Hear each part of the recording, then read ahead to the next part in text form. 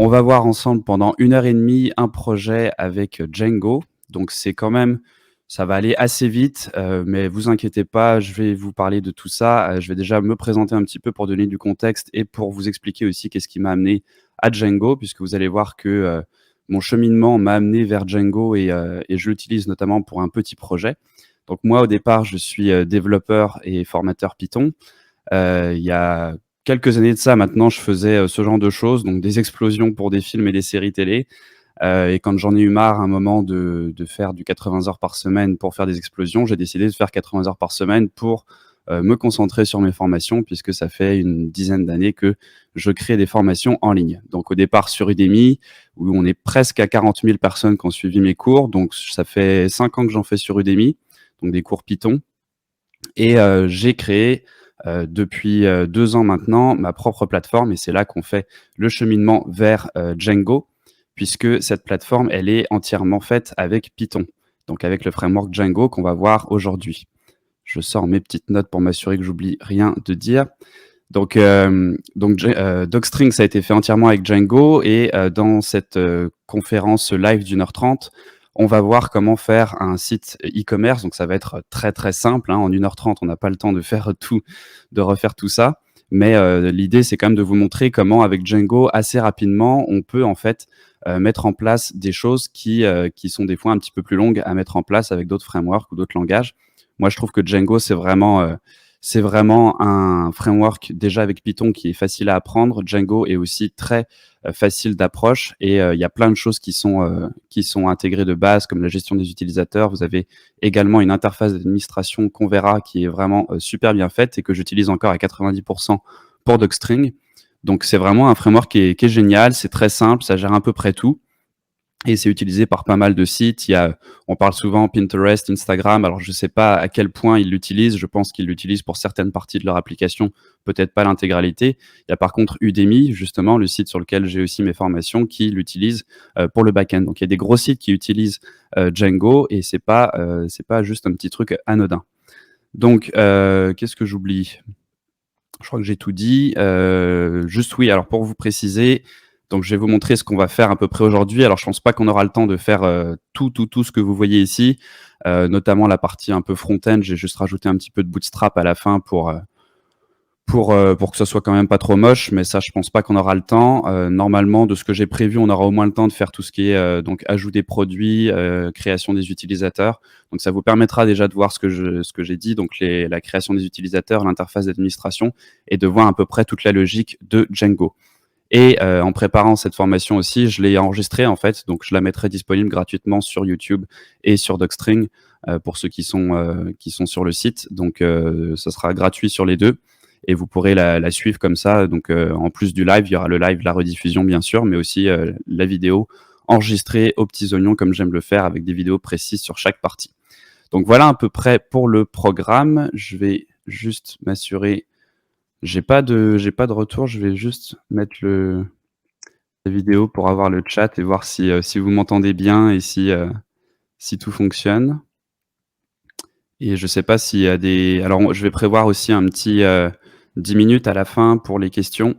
On t'entend très bien, il n'y a pas de souci. Ouais, ok, c'est bon. Ouais, j'ai si le tu retour. vas activer ta lumière chez toi, si c'est possible, comme ça on voit mieux. Ouais. Hop, voilà. Je sais pas si c'est mieux. Et c'est parfait. Yes. Oui, parce qu'il est. Donc c'est ça, il est 7 h du matin, donc le soleil n'est pas encore totalement debout. Ok, donc vous m'entendez bien, super, parfait. Donc, on va commencer. Comme je vous dis, je vais pas rentrer dans les détails de tout. Il y a des petites parties où des fois ça se peut que j'aille un peu vite, parce que c'est des trucs des fois qui sont un peu longs à expliquer. J'ai pas envie de passer 15 minutes à expliquer une ligne de code qui est expliquée vraiment de façon abondante dans la documentation. Donc là, l'idée, c'est vraiment de vous donner un aperçu et que vous puissiez voir à quel point on peut faire des choses rapidement avec Django. Donc, me semblait que je voulais dire un autre truc, mais non, je pense que c'est bon. Bon, voilà, donc on va commencer. Je vais reprendre un peu d'eau. Donc 1 h 30, et oui, donc j'ai prévu, c'est ça, les questions. Si Graven t'envoie dans le chat, n'hésite pas à m'interrompre et à me les poser, puisque j'aurai pas les yeux sur le chat, mais à la fin, je vais regarder le temps. N'hésite pas à me dire, Graven, aussi, retour de la régie, si 10 minutes avant la fin, de m'arrêter pour qu'on puisse avoir un petit peu de temps pour les questions. Donc, vraiment, moi, je vais commencer from scratch. Vous voyez, j'ouvre un terminal, j'ai absolument rien et on va vraiment commencer avec la création d'un dossier. Donc, on va créer un dossier DocShop et on va rentrer dedans avec la commande cd. Donc, cd qui permet de naviguer dans un dossier, mkdir qui permet de le créer et les esperluettes ici qui me permettent de faire deux choses sur la même ligne. Donc, comme ça, je crée le dossier, je rentre dedans. Ensuite, on va créer un environnement virtuel avec le module venv et on fait un environnement virtuel qu'on met dans un environnement env. Donc ça, c'est le nom du dossier. Et on va ensuite aller activer cet environnement virtuel une fois qu'il est créé. Donc ça, c'est du truc assez basique pour ceux qui font du Python. On crée un environnement virtuel. Ensuite, on installe Django. Donc pip install Django. C'est pas plus compliqué que ça. Je vais le mettre en plein écran. Donc, on crée un environnement virtuel, on l'active, ensuite on installe Django dans cet environnement virtuel, et ensuite on va créer notre projet. Donc, pour ça, on a une commande qui s'appelle Django admin, et c'est la seule fois qu'on va l'utiliser parce qu'après, on va utiliser un autre fichier qui va nous permettre d'exécuter les commandes à l'intérieur de notre projet. Là, comme le projet n'existe pas encore, il faut qu'on le crée avec cette commande Django admin. Et la commande, c'est tout simplement start project. On va donner un nom à notre projet. Moi, je vais l'appeler shop. Et là, vous pouvez mettre le nom d'un dossier dans lequel il va ranger votre projet, ou sinon, vous pouvez mettre un point, tout simplement. Donc, le point, ça montre, en fait, c'est le dossier courant, donc le dossier dans lequel je suis, donc qui est DocShop, celui qu'on a créé. Donc, moi, je vais le mettre directement à la racine comme ceci, et je vais valider avec entrée. Et si je fais un petit ls, vous voyez qu'on a donc notre environnement virtuel. On a ce fichier manage.py qu'on va utiliser par la suite donc pour lancer les commandes dans notre projet. Et on a un dossier shop qui va contenir également quelques fichiers. Donc, vous voyez, il n'y a pas grand-chose au début. C'est ça que j'aime bien aussi avec Django, c'est qu'il ne va pas créer des millions de dossiers comme on peut des fois avoir quand vous avez, il me semble, c'est Node.js qui crée pas mal de choses avec toutes les dépendances, etc. Moi, ce que j'aime bien avec Django, c'est qu'on n'a pas, vous voyez, c'est assez clean dès le départ. Et même là-dedans, le ASGI et le WSGI, on ne va pas aller fouiller dedans. Il y a juste le settings et URL dans lesquels on va passer pas mal de temps. Donc voilà pour la structure du dossier et on va lancer PyCharm. Donc je vais lancer la Community Edition. Moi, dans ma vie de tous les jours, j'utilise la version Pro qui est vraiment mieux pour Django. Il y a pas mal de trucs en plus sur la gestion des templates, etc. Là, pour que vous ayez à peu près la même chose que moi et que vous n'ayez pas besoin de payer la version Pro, je fais mes formations avec la Community Edition et ça marche très bien aussi. Donc, on va ouvrir notre dossier DocShop. Vous voyez qu'il y a les oldest, old et le nouveau. Donc, j'ai un petit peu répété avant de faire le live. Donc, on ouvre le dossier dans PyCharm. Et ensuite, on va créer l'application. Donc, on va créer notre propre application puisque là, pour l'instant, on a un projet. Et en fait, dans Django, vous pouvez organiser vos projets avec différentes applications. Donc, en fait, on essaie d'avoir des choses assez cohérentes. Dans les applications, vous allez avoir des modèles, des vues. Donc, l'idée, c'est de regrouper ça de façon logique. Par exemple, là, on va avoir une application pour la boutique et on va avoir une application différente pour les comptes. Puisque tout ce qui est gestion de compte, ça peut être quelque chose déjà que vous pouvez réutiliser d'un projet à l'autre. Et c'est bien aussi de séparer les choses puisque on essaie de séparer la logique, en fait. Donc là, la première chose que je vais faire, c'est déjà m'assurer que j'ai bien le bon interpréteur Python. Donc, je vais dans les préférences, dans le projet ici, vérifier qu'il utilise bien mon environnement virtuel. Normalement, c'est le cas. Si vous faites un environnement virtuel, il va le repérer dans votre projet. Et là, vous voyez qu'il le détecte automatiquement et c'est celui qu'il utilise pour le projet. Donc, on retrouve bien Django et les dépendances de Django qui sont ici. Donc, ça fonctionne. Et à présent, je vais utiliser le terminal qui est intégré ici Ah oui, alors j'ai oublié de changer la résolution de mon écran. C'est peut-être un peu petit pour vous. Je vais grossir un petit peu l'interface. C'est où c'est Appearance ou Font Size. Hop. Voilà. On va le mettre à 18. OK. Et Font Size. Font. Hop. Voilà. On va le mettre à 24. OK. Donc, j'espère que vous voyez suffisamment bien. Je vais dire les commandes aussi à l'oral pour que vous les ayez en tête. Donc, la première chose qu'on va faire, c'est créer une application. Donc là, en fait, notre terminal, automatiquement, il va être dans le dossier de notre projet et vous voyez que l'environnement virtuel est automatiquement activé. Donc ça, c'est grâce à PyCharm. Si on descend un petit peu dans Tools, dans la partie terminal, vous avez une case ici qu'il faut vous assurer de cocher, Activate Virtual Env. Donc automatiquement, quand vous ouvrez un terminal, si j'en ouvre un nouveau, vous voyez que votre environnement virtuel est activé. Donc si c'est pas le cas, si vous voyez pas votre environnement virtuel, faut pas oublier de faire un source env bin activate à chaque fois pour vous assurer de bien voir l'environnement virtuel. Donc là, on va utiliser le fichier manage.py. Ah oui, il y a aussi un nouveau truc qui m'énerve. C'est également dans cette fenêtre de terminal. Je vais l'enlever, c'est la Smart Command Handling. C'est un nouveau truc et ça clignote en vert à chaque fois qu'on tape des commandes. Donc Python manage.py, donc je reviens à cette commande et là, cette fois-ci, on va créer une application avec Start App et on va l'appeler Store tout simplement pour faire notre boutique. Si je reviens dans les fichiers ici, on voit qu'on a une nouvelle application avec cette fois-ci un peu plus de fichiers. On a déjà un dossier migration qui est un dossier qui va contenir les migrations. On y reviendra quand on va créer les modèles pour notre base de données. Ensuite, on a le fichier d'admin qui va nous permettre de renseigner les modèles dans notre interface d'administration. Apps, on n'y touche pas beaucoup. Tests, ça va être pour les tests. Là aussi, généralement, si vous faites bien, vous en faites à un moment, mais pour l'instant, on ne va pas y toucher.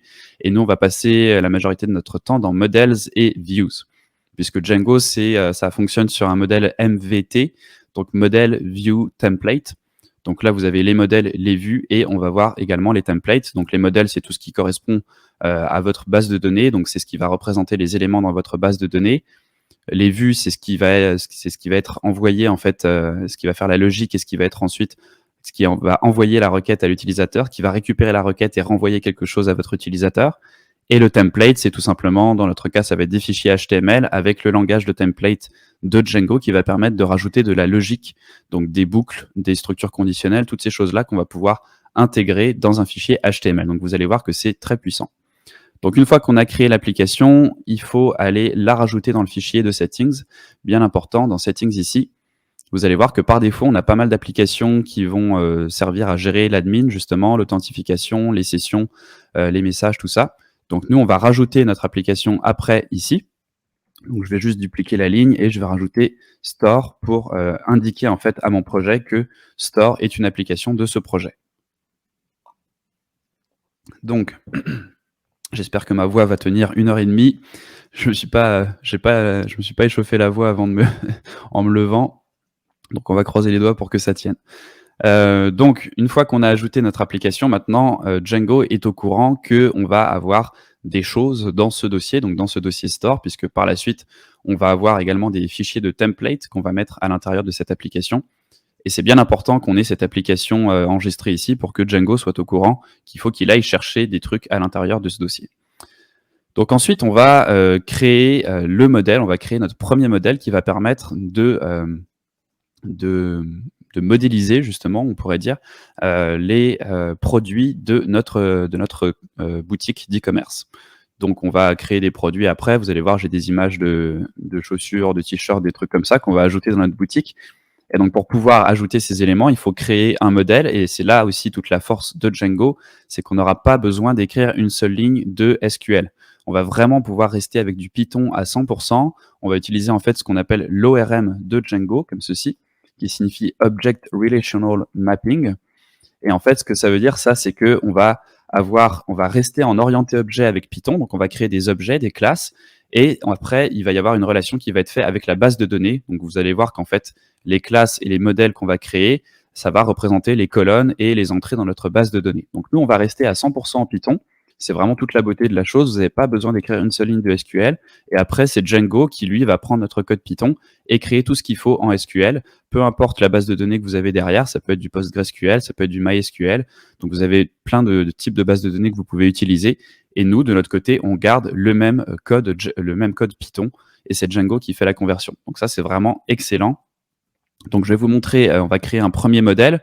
Généralement, on fera un petit peu de planification avant. Là, je vais directement partir dans la création et vous expliquer au fur et à mesure, puisque on est un petit peu limité par le temps. On a quand même 1h30, mais je vais vous montrer pas mal de choses. Donc, on va créer une classe qui va s'appeler Product et elle va hériter de la classe modèle. Donc, par défaut, dans ce fichier modèle.py, vous avez déjà Django qui vous fait cet import, puisque c'est un module qu'on utilise dans tous les fichiers de modèle. Donc, il est déjà importé. Et ensuite, on va créer ce qu'on appelle des fields, donc des champs en français. Donc ça, c'est ce qui va représenter les différentes colonnes dans la base de données. Donc là, pour le cas d'un produit, on va avoir un nom pour le produit, un prix, une description. On va avoir quoi d'autre? La quantité en stock et une image. Donc l'image qu'on va afficher sur le site. Donc pour le nom, on va faire un type char field. Donc ça nous permet de stocker du texte et on doit lui donner une longueur maximale. On va mettre 128, ça me semble largement suffisant pour le nom d'un produit. Donc char field, c'est un champ de type texte qui a une longueur limitée. Et pour la description, vous allez voir, on va faire un champ description qui lui va être text field, puisque en fait char field c'est limité, text field on peut mettre beaucoup plus d'informations dedans. En passant, petite astuce, pour le char field, le max length, c'est toujours un peu difficile de savoir ce que ça représente 128 caractères. Donc moi, ce que je fais, je sélectionne ma ligne ici, à peu près, enfin vous sélectionnez ce que vous voulez et en bas dans PyCharm, vous voyez, ça vous indique tout en bas ici le nombre de caractères. Donc là, on voit que j'ai 39 caractères. Donc vous voyez, ça fait à peu près 128, ça doit faire 3 ou 4 fois la longueur de cette ligne. Donc à mon avis, on est vraiment large, à moins que vous ayez un produit qui fasse toute la ligne comme ça. À mon avis, on est bon. Donc la description, on va faire un text field qui va nous permettre de stocker pas mal plus de texte et on va mettre blank égale à true puisqu'on veut ne pas forcément obliger l'utilisateur à rentrer une description. On peut vouloir la laisser blank, donc la laisser vide par défaut. Ensuite, on va créer un prix. Donc ça va être on va faire un float field. On pourrait faire un integer field aussi. Il y a certaines, genre Stripe par exemple, si vous avez un prix de 20 € ou 25 €, ils vont faire 25 000 et ils vont diviser par 100. Moi, dans mon cas, je vais faire directement un float field et on va mettre une valeur par défaut qui va être 0. Ensuite, le stock. Donc le stock, on va faire dans ce cas-ci un integer field avec une valeur par défaut de 0 parce qu'on peut pas avoir 3 t-shirts et demi. Donc là, on va faire un nombre entier. Et pour finir, on va faire un thumbnail, donc l'image qui va nous permettre, enfin le champ qui va nous permettre de stocker l'image qui va être affichée sur le site. Et là, on va faire un image field. Et dans ce image field, en fait, on va préciser, la première chose, c'est où est-ce qu'on veut stocker ces images. Donc on a un paramètre ici, upload to, et on va lui préciser une chaîne de caractères. Donc moi, je vais mettre products, tout simplement. Et vous allez voir, quand on va ajouter des images avec l'interface d'administration, ça va automatiquement mettre ces images dans un sous-dossier products. Donc ça, c'est bien parce que si vous avez plusieurs modèles plusieurs modèles différents et que vous avez des images sur ces modèles, pour essayer de ranger un petit peu les choses et pas avoir tout dans le même, directement dans la racine de votre projet, c'est bien pour organiser les choses. On va également dire qu'on veut permettre de le laisser blank. Et quand on met un blank true sur un champ qui n'est pas de type texte, on va également devoir spécifier null. Donc là, c'est le genre de truc où je vais expliquer très rapidement parce qu'on peut rentrer vraiment dans les détails. C'est juste pour indiquer qu'on va pouvoir avoir une valeur null comme ceci dans la base de données, donc ce qui est l'équivalent en fait du none en Python. Donc si on met pas le null égale true, en fait, on ne pourra pas mettre le blank égale true puisqu'il ne pourra pas mettre une chaîne de caractères vide, par exemple, puisque là, on a une image. Donc, je rentre pas dans les détails, comme je vous dis. J'explique ça de façon beaucoup plus extensive, beaucoup plus longue, on va dire, sur mon site et mes formations. Donc voilà. J'ai même un article, je crois, sur le sujet, où il est peut-être pas encore publié, mais j'ai prévu un article pour expliquer la différence. Donc voilà pour le modèle produit. Et je vais en profiter pour boire un peu. On nous pose une petite question qui pourrait être intéressante. Vas-y. Est-ce que Django, par défaut, a un back-office admin? Oui, justement, on y arrive très très bientôt. On va justement, tu vas voir à quel point tout ce qu'on va créer ici, les modèles, on va pouvoir le faire avec l'admin de Django de façon ultra simple. Et ça arrive tout de suite, puisque là, en fait, on va aller créer les premières migrations. Donc, on va créer tout ce qu'il faut dans la base de données. Et une fois qu'on aura fait ça, on va pouvoir aller créer un utilisateur admin et aller voir ce que ça donne dans l'interface d'administration. Donc, j'ai mon produit. Là, vous allez voir que si on essaie de faire les migrations, je vais juste taper la commande pour vous montrer l'erreur et je reviendrai sur cette commande après. Là, en fait, il nous dit qu'il faut installer Pillow. Donc ça, c'est normal. C'est parce qu'on a un champ de type image. Et donc, on est obligé d'installer la librairie Pillow qui permet de gérer les images avec Python. Donc, on va l'installer, pip install Pillow. Il faut s'assurer, bien sûr, là encore, d'avoir son environnement virtuel d'activer. Et je vais en profiter également pour friser les dépendances dans un requirements.txt. Donc ça permet d'avoir un fichier qui va répertorier toutes les dépendances de votre projet. Comme ça, si vous devez recréer votre environnement virtuel ou avoir un collègue, par exemple, qui travaille sur votre projet, il pourra savoir quelle dépendance il faut qu'il utilise pour travailler sur votre projet. Donc maintenant qu'on a installé Python, on va Pillow, pas Python, on va pouvoir utiliser donc avec manage.py. Donc ça, vous allez me le voir taper très souvent, Python manage.py et ensuite le nom d'une commande. Et dans ce cas-ci, ça va être make migrations. Donc la première chose à faire, c'est de créer ces migrations. Et vous allez voir que en fait, en faisant ça, ça va créer un fichier dans le dossier migration ici. Et ici, on a un fichier initial. Et donc ça va ressembler grandement à ce qu'on a dans le fichier modèle, mais en fait, c'est généré par Django. C'est pas nous qui avons besoin de le créer. Vous voyez, generated by Django. On a même la date et l'heure, la version. Et en fait, ça, c'est Django qui va du coup utiliser ce code après pour créer le code SQL et pour créer les modèles dans notre base de données. Pour créer les schémas, en fait, pas directement des modèles précis, mais les schémas, donc les colonnes, etc., les tableaux, les colonnes dans notre base de données. Et ce qui est très important avec ces migrations, c'est qu'en fait, ça va être comme un historique, si vous voulez, de toutes les modifications que vous faites sur les modèles. Donc, dès que vous créez un modèle, dès que vous changez quelque chose, si vous supprimez un champ, si vous le changez, si vous en ajoutez, à chaque fois, vous allez faire des migrations et ça va faire l'historique, en fait, de tous les changements que vous avez apportés à vos modèles. Et ça va permettre de recréer, en fait, de repartir de zéro, si vous voulez, et de recréer votre base de données exactement comme elle est à un moment de votre projet. Donc ça, c'est très, très important, très pratique. Ça peut devenir compliqué si vous le faites mal et si vous commencez à jouer là, dans ces fichiers ou à faire des trucs pas de la bonne façon, ça peut être un peu pénible à rattraper. Mais la plupart du temps, si vous faites les choses bien, il n'y a pas de raison que ça ne marche pas.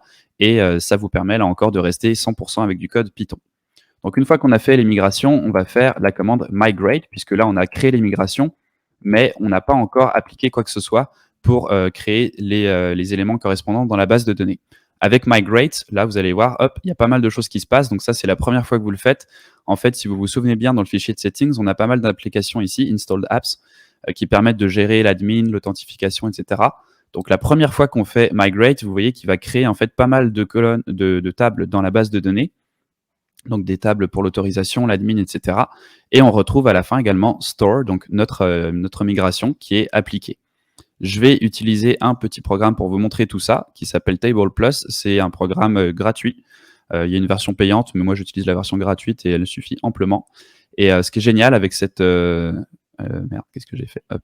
Non, je ne veux pas le SQL, je veux revenir à mon tableau. Comment je reviens à mon tableau? Vous voyez, je l'utilise très souvent. Bon, on va cliquer, voilà, c'est bon.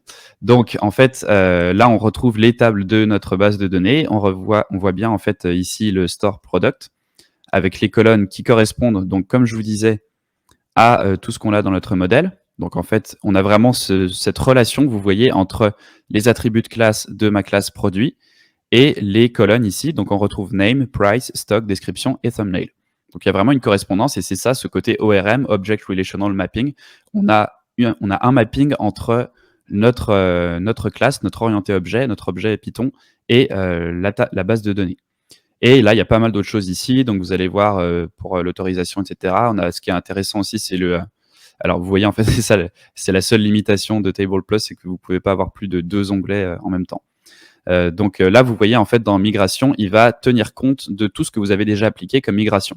Donc, ça veut dire que si je refais la commande migrate, il va me dire qu'il n'y a rien à appliquer parce qu'en fait, tout ça a déjà été appliqué. Donc, il garde en mémoire ce qui a déjà été appliqué et comme ça, il ne va pas le recréer. Donc, ça, c'est normal.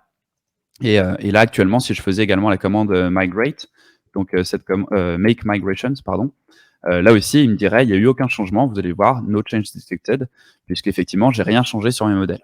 Donc actuellement, on est bien, on a créé les migrations, on les a appliquées et il n'y a aucun changement, donc on n'a pas besoin de le refaire. Et c'est uniquement quand on va rajouter des modèles ou quand on va modifier des modèles qu'on va devoir refaire cette boucle de migration, donc créer les fichiers de migration et ensuite les appliquer dans la base de données. Donc maintenant, on va pouvoir créer on arrive à, je vais pouvoir répondre à la question du coup. On arrive à la commande qui va nous permettre de créer notre utilisateur admin et ensuite se rendre dans la base de données. Donc la commande, c'est create super user. Par défaut, il va aller chercher le nom d'utilisateur de mon MacBook. Donc si je mets rien, il va utiliser tbash. Vous pouvez mettre autre chose. Donc là, je peux mettre n'importe quoi ou laisser blanc et il va utiliser tbash. Je vais mettre hello@docstring.fr. Vous mettez un mot de passe.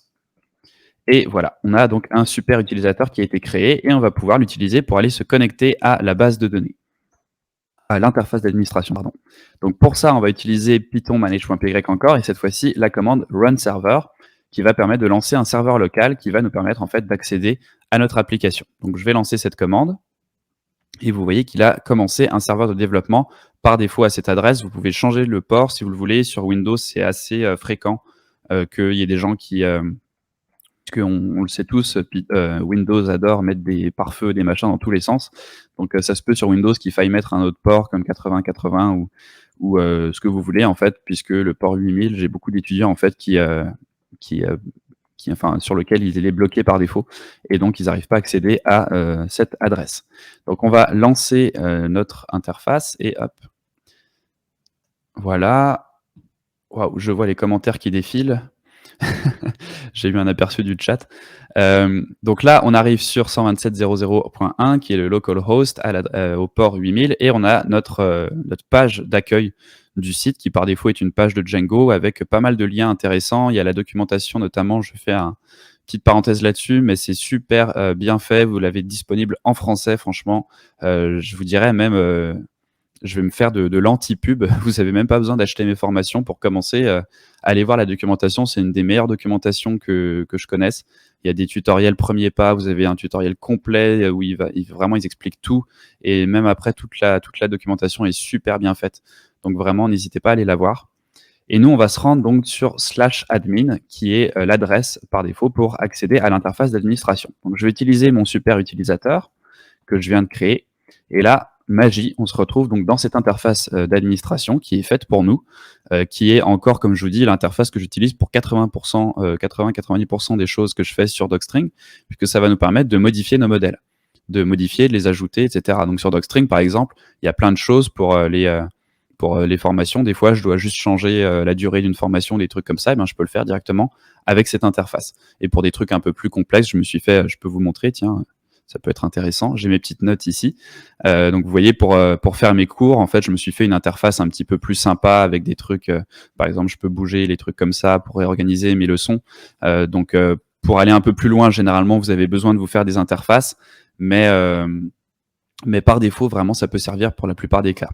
Donc si je vais voir dans Users, on va retrouver mon utilisateur. On voit donc le nom d'utilisateur. Le mot de passe, on n'a pas le mot de passe en clair, bien évidemment, et c'est justement là encore une des forces de Django, c'est que vous allez voir, on n'a pas besoin de gérer tout ce côté sécurité automatiquement. Si on utilise les bonnes façons de faire, les bonnes méthodes dans le code, il va créer des utilisateurs et le mot de passe ne sera pas stocké en clair dans la base de données. Donc si jamais on vous vole la base de données, ça sera pas écrit, il n'y aura pas le mot de passe écrit directement. Donc ça, c'est des trucs de sécurité de base, mais qui sont gérés pour nous par Django. Donc vous voyez, là, il y a plein d'informations. On voit que l'utilisateur est actif. Je peux mettre un first name, last name. Je suis un super user, donc un utilisateur admin. On a même une permission ici. Donc vous voyez, on peut créer des groupes, on peut ajouter ou enlever des permissions. Donc on pourrait dire par exemple que cet utilisateur, il peut ajouter un produit. Donc vous voyez, même ça, c'est vraiment très, très, très bien fait. Vous pourriez travailler directement avec quelqu'un, lui dire de se créer un compte, ou même lui créer un compte directement via cette interface et lui dire par exemple, bah, toi tu as le droit de changer les produits, mais ni d'en ajouter ni de les supprimer. Donc comme ça, vous pourriez avoir directement quelqu'un qui va aller faire de la maintenance sur votre site sans avoir besoin de créer quoi que ce soit. Vous lui mettez juste un statut staff, comme ça il va avoir accès à cette interface d'administration et il va pouvoir modifier uniquement ce que vous avez mis dans les permissions. Donc là encore, pas mal de choses comme ça qui sont gérées automatiquement avec Django. Un petit truc aussi que je vais changer tout de suite, c'est la langue de l'interface d'administration, parce que pour l'instant, elle est en anglais, et vous avez une variable dans le fichier de settings. Donc par défaut, c'est anglais US, et nous, on va mettre FR, donc français de France. Et parce que vous pouvez mettre du français breton, etc. C'est assez marrant. Là encore, juste pour la petite blague, on peut aller voir vite fait. Je sais plus où ils sont. Il y a un lien, je sais jamais comment y accéder. Language code. Ouais, list of language code. Voilà, ils sont tous là. Et là, vous avez, s'il y a des Bretons qui nous écoutent, voilà, vous pouvez mettre BR. Là, je fais la petite blague à chaque fois, mais je trouve ça assez marrant parce que du coup, si vous retournez sur l'interface d'administration, je sais plus où est-ce qu'on le voit, mais il me semblait qu'on le voyait déjà ici. Il me semblait que le bienvenu, c'était un mot breton, mais je suis un petit peu déçu. On le voit pas. Mais bon, on va remettre FR, mais il me semble que quand on met FR, c'est peut-être sur les dates. Quand vous mettez des dates, automatiquement, il va du coup traduire les dates dans la langue que vous avez ici. Et si vous mettez du breton, je pense que pour les jours de la semaine, vous avez les noms en breton, c'est assez marrant. Donc vous voyez que là, on a mis français et notre interface est traduite. Donc on a bienvenue, voir le site. Donc là encore, tout est internationalisé, comme on dit, localisé. Et on a tout qui a été traduit pour nous. Donc c'est vraiment, vraiment génial, cette interface d'administration. C'est une des grosses forces, je trouve, de Django. Donc ensuite, ce qu'on va faire, c'est on va enregistrer notre modèle, celui-là, dans l'interface d'administration, puisque pour l'instant, on ne le voit pas. Si vous avez remarqué ici, on a les groupes, les utilisateurs, mais on n'a pas notre product. Donc pour ça, on va devoir juste l'enregistrer dans le admin.py ici. Vous voyez, à chaque fois, on a un petit commentaire ici avec l'import qui est déjà fait. Et on va utiliser admin.site.register et on va enregistrer notre produit. Et là, je vais vous montrer un petit truc sur Django, sur PyCharm, et je vais quand même augmenter un petit peu avant la taille, parce que je ne suis pas sûr que tout le monde voit super bien. Ouais, ok, c'est un peu mieux. Donc là, petite astuce, vous avez l'ampoule ici, et moi j'utilise le raccourci sur Mac, option entrée. Ça, c'est un des trucs que je préfère dans PyCharm, en fait, c'est quand vous avez des choses qui ne sont pas importées dans votre fichier Python, vous pouvez automatiquement les importer en cliquant sur ce menu ou le raccourci clavier, et vous voyez qu'il va trouver en fait où se trouve la classe, et il va faire automatiquement l'import. Et ça va être ultra pratique sur Django, parce que Django, en fait, il y a beaucoup de trucs dans plein de modules différents. Des fois, c'est des modules à rallonge, c'est Django, contrib, hot, modèle, machin truc. Et donc, moi, limite, je me souviens très rarement du nom du module, et je fais juste cette petite astuce comme ça. Et automatiquement, PyCharm, en fait, il va trouver où se trouve la classe ou la fonction que je veux importer et me faire automatiquement l'import. On a ça depuis peu aussi, je crois, sur Visual Studio Code. Je l'ai vu là dans les derniers tutos que j'ai fait. Vous avez un auto-import qui est disponible aussi, mais qui est fait un peu de façon un peu bourrin, je trouve. Si vous regardez pas trop, vous tapez un truc, il y a l'auto-import et ça se fait tout seul. Là, on a juste là, voilà, c'est surligné. Vous pouvez le faire avec le menu contextuel et je trouve que c'est bien fait. Donc maintenant qu'on a enregistré notre modèle, on va revenir dans notre interface et là, on voit qu'on a bien l'application et le modèle. Donc l'application Store avec le modèle Product. Et là, on va pouvoir donc ajouter des products, donc des produits. Donc on peut dire, hop, sneakers, on va mettre 50. J'en ai 5 en stock, des sneakers docstring. Je vais ajouter une image. Donc j'ai quelques images dans mon All Dog Shop. Est-ce que c'est le All? Non, ça doit être le Oldest. J'avais des images, voilà, assets. Voilà, donc là j'ai ajouté des images. Et si vous allez voir, donc là on voit Product Sneakers 5. Et là pour l'instant on n'a pas encore fait ce qui permet d'afficher les images, de les servir en fait avec notre serveur de développement. Mais on va voir ça très bientôt. Très prochainement, il faut ajouter une petite ligne de code, mais on peut le voir ici, vous voyez le dossier Products, et j'ai bien mon image qui a été ajoutée. Donc on a bien notre sous-dossier Upload To qui s'est créé avec l'image qui est à l'intérieur du dossier.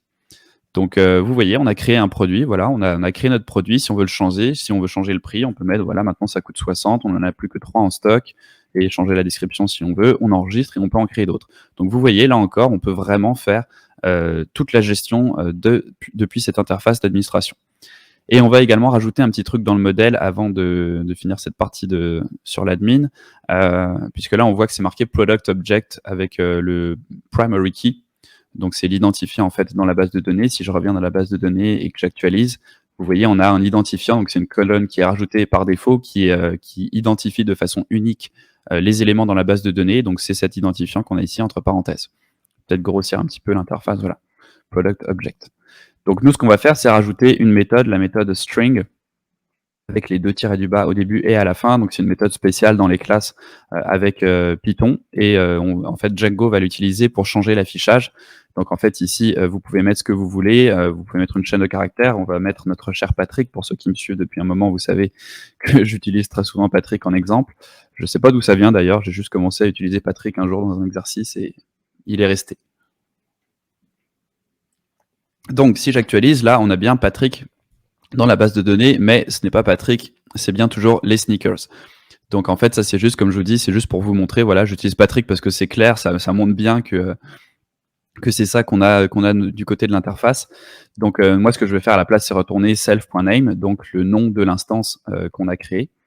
Et là, si j'actualise, on va bien avoir le nom du produit que j'avais ajouté. Voilà, Sneakers. Et donc, est-ce qu'il y a des questions sur l'interface d'admin? Est-ce que ça répond un peu à la question qu'on avait? Je sais pas. Bon, s'il n'y a pas de questions, je vais continuer. Je sais plus où j'ai même plus le. Ah si, AsyncConf. Ok, Lior, il est en cours, mais tu regarderas la rediff, Lior. Je t'enverrai un lien, je te ferai un petit cadeau. Alors, maintenant, on va s'intéresser au template. Donc, désolé, ça va peut-être un peu vite. Là, il y a Il y a une beaucoup petite d'informations. question Ouais, sur, je sais pas ouais. si tu vois l'aperçu. Est-ce qu'on peut faire une interface admin autre que Django facilement? Oui.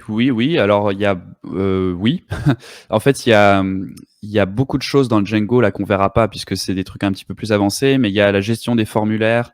Il y a beaucoup de trucs en fait qui vraiment des fois c'est assez impressionnant. En 3 lignes de code, vous pouvez afficher un formulaire complet. En fait, on pourrait prendre notre modèle ici product, créer une autre classe qui hériterait d'une classe formulaire de Django, lui dire que cette classe elle doit représenter notre modèle ici. Et après, vraiment en 2 lignes de code, on pourrait, dans un fichier HTML, afficher un formulaire, donc un formulaire HTML avec des inputs, etc., qui est calqué directement sur notre modèle. Donc ça veut dire que pour un char field, on aurait des inputs de texte, pour un text field, on aurait un text area, exactement en fait la même chose que ce qu'on a dans l'interface d'administration. Donc très facilement, vraiment avec 3 lignes de code, on pourrait afficher ça sur une page HTML et après faire un truc plus custom pour rajouter des choses ou faire un truc vraiment plus poussé que l'interface d'administration. Et on peut aussi modifier cette interface d'administration assez facilement. On peut rajouter des informations, rajouter des liens, etc. Même changer le visuel. Moi, sur Docstring, j'ai le logo de Docstring, j'ai les couleurs qui sont pas pareilles. Donc, c'est très, très versatile. À quoi sert l'environnement virtuel? Certains demandent.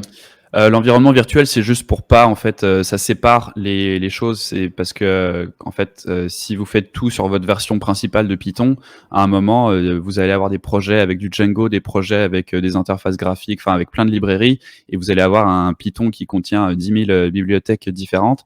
Et donc là, en fait, on sépare les choses et ça permet d'avoir juste un Python avec rien dedans. Vous avez vu quand j'ai fait dans les préférences, si on va voir ici, là, j'ai juste les bibliothèques dont j'ai besoin pour ce projet. Donc, ça permet d'isoler les choses et de pas utiliser le Python principal de votre ordi pour votre projet. Ça permet aussi, si par exemple vous avez différents projets avec différentes versions, imaginez que vous ayez un projet de site web avec la version 3.1 de Django et un autre projet avec la version 3.2, bah, ça vous permet comme ça d'avoir différentes versions pour différents projets.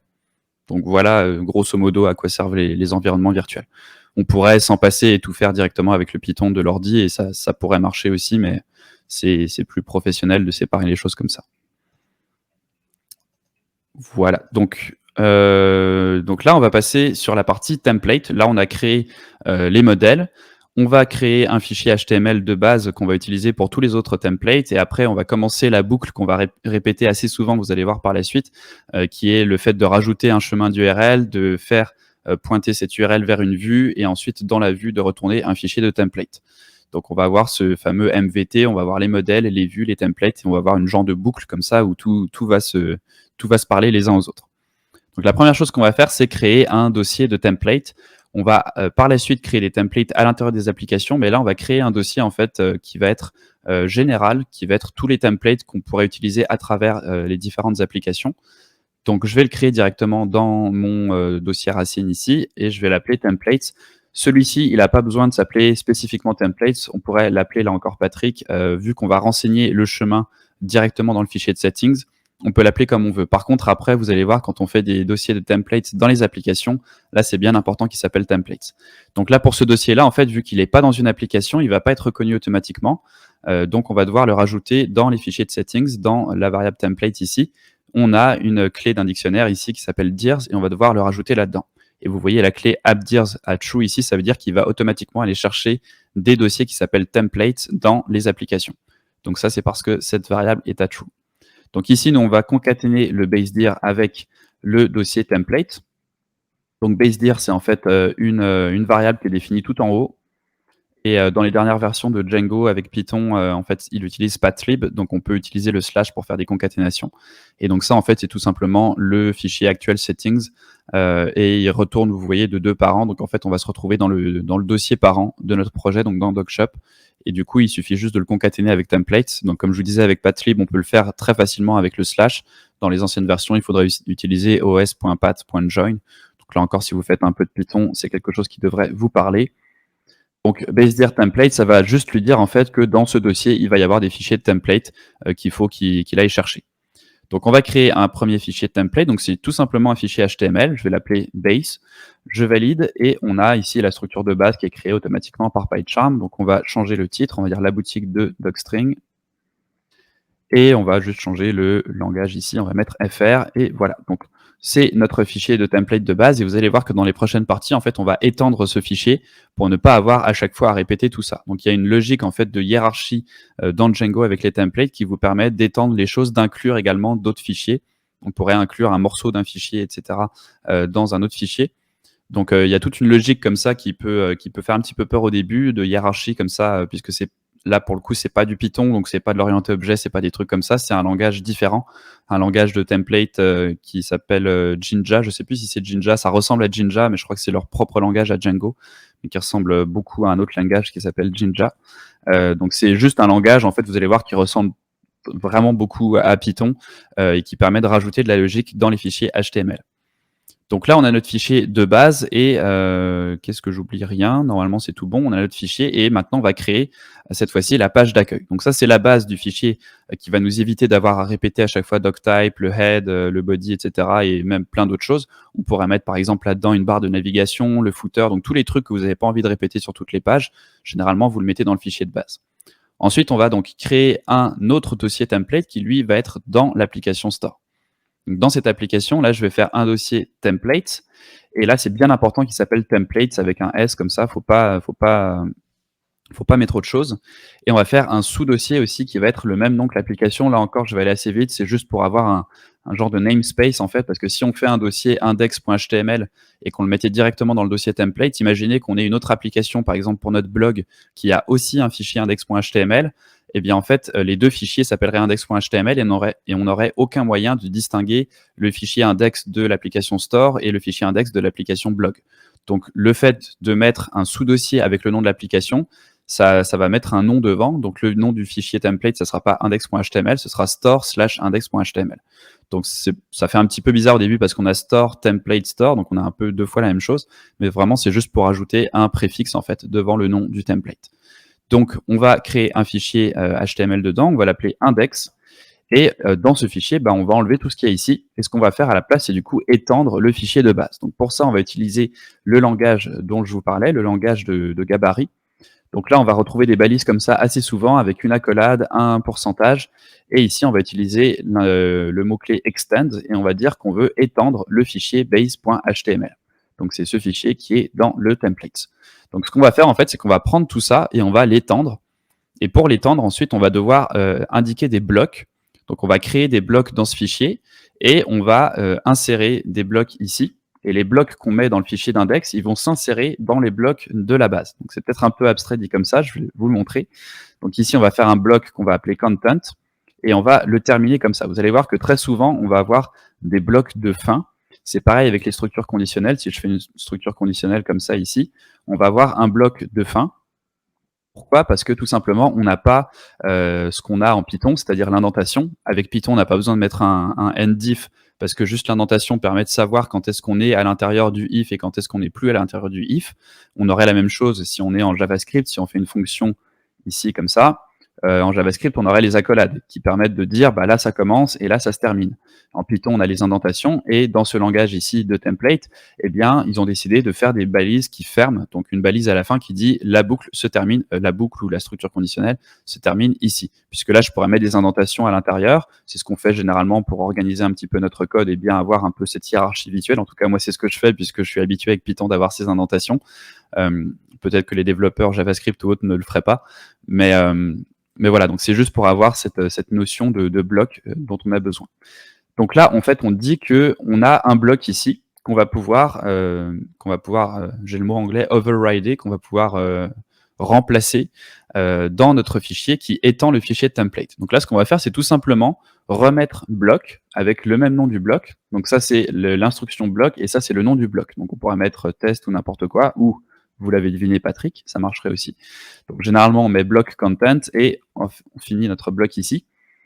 Et donc, ce qui se passe, en fait, c'est que là, tout ce qu'on va mettre à l'intérieur de ce bloc, ça va être inséré dans le fichier de base. Donc, en fait, on va étendre le fichier de base, on va prendre tout ça ici et on va insérer ce qu'on a mis dans le bloc ici à l'intérieur du bloc dans le fichier de base. C'est pas plus compliqué que ça. Donc, qu'est-ce qu'on va mettre ici? On va faire tout simplement un titre et on va dire la boutique de Docstring. Je l'ai fait un peu avec l'accent du sud, la boutique. Donc, la boutique de Docstring, qui va donc être un titre qui va s'insérer donc dans la page de base. Donc si j'affiche la base index.html, j'aurai en fait l'équivalent de ça avec un H1 et la boutique de Docstring. Comme ça, ok? Donc ça, c'est pour nos fichiers de template. On a créé les fichiers HTML. Pour l'instant, on ne peut pas y accéder. Si je retourne sur mon site, si je vais ici et que je vais 127.8000, là, on a toujours la page de base de Django, qui d'ailleurs est en français maintenant, puisqu'on a changé la langue. Donc ça aussi, c'est traduit. Et maintenant, ce qu'on va faire, donc, c'est cette fameuse boucle dont je vous parlais, la boucle avec le chemin d'URL et ensuite la vue qui va retourner notre fichier de template. Donc ça, c'est peut-être la partie la plus importante. Là, vous voyez qu'on a eu pas mal de trucs de setup au départ, de créer le projet, créer les applications, tous ces trucs-là. Ça, c'est des choses qu'on fait une fois. Et après, vous allez voir que là, je sais pas combien de temps il nous reste, dans la demi-heure qui nous reste, il nous reste quoi, 45 minutes, donc moins les questions, la demi-heure qui nous reste, vous allez voir qu'on va répéter cette boucle très souvent. Donc là, ce que je vais faire, c'est aller dans mon fichier d'URL. On a un fichier url.py qui est le point d'entrée de tous vos chemins d'URL. Vous voyez que même dans ce fichier, on a une documentation assez importante. Donc moi, je vais l'enlever ici puisque je vais vous montrer comment faire, mais ça peut être sympa au début de la laisser si vous êtes un peu perdu au début. Et là, on retrouve déjà le chemin admin. Donc c'est cette fameuse URL sur laquelle on a pu aller pour avoir l'interface d'administration.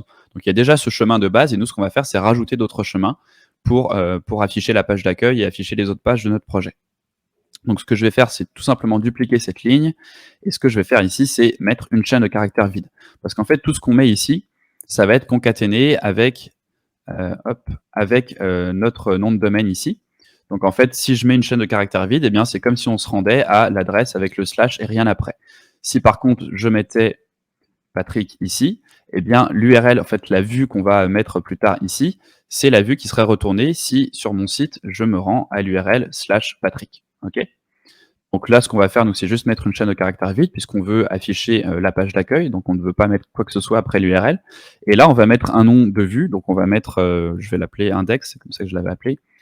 Donc là, pour l'instant, on l'a pas encore créé, donc il va aller falloir la créer. On va la créer dans le fichier views de notre application.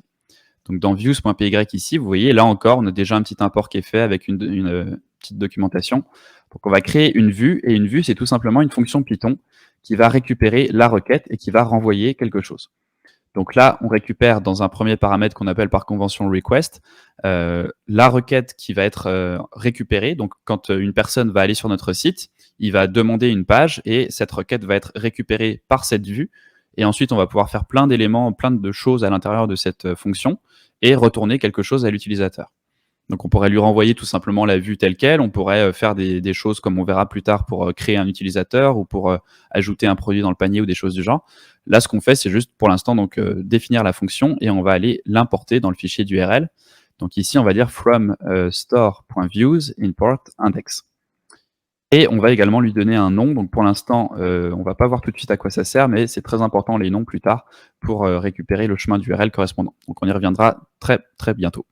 Donc là, on a notre chemin. Donc ce qu'on dit ici tout simplement, c'est que quand tu te rends sur la page d'accueil, donc sur l'URL avec rien, tu nous retournes la vue.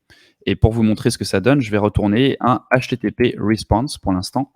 Donc ça, c'est une classe qu'on va importer. Option entrée, vous voyez, j'ai même pas besoin de savoir où ça se trouve. Django HTTP, il le trouve pour moi. Donc un HTTP response, c'est tout simplement en fait une classe qui va nous permettre de retourner une requête bien formatée avec tout ce qu'il faut. Si vous retournez juste une chaîne de caractères, il y aura pas le header et tous ces trucs-là. Donc là, par contre, je vais juste, on va retourner directement du code HTML pour vous montrer. On va dire bonjour tout le monde, le fameux, et on ferme le H1.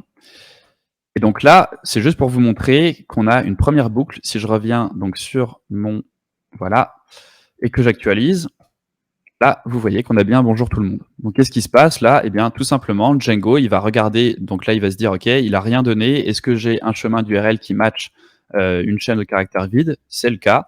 Donc qu'est-ce qu'il faut que je fasse? Eh bien, je vais voir dans index. Dans index, qu'est-ce que j'ai? Je retourne un HTTP response avec du code HTML.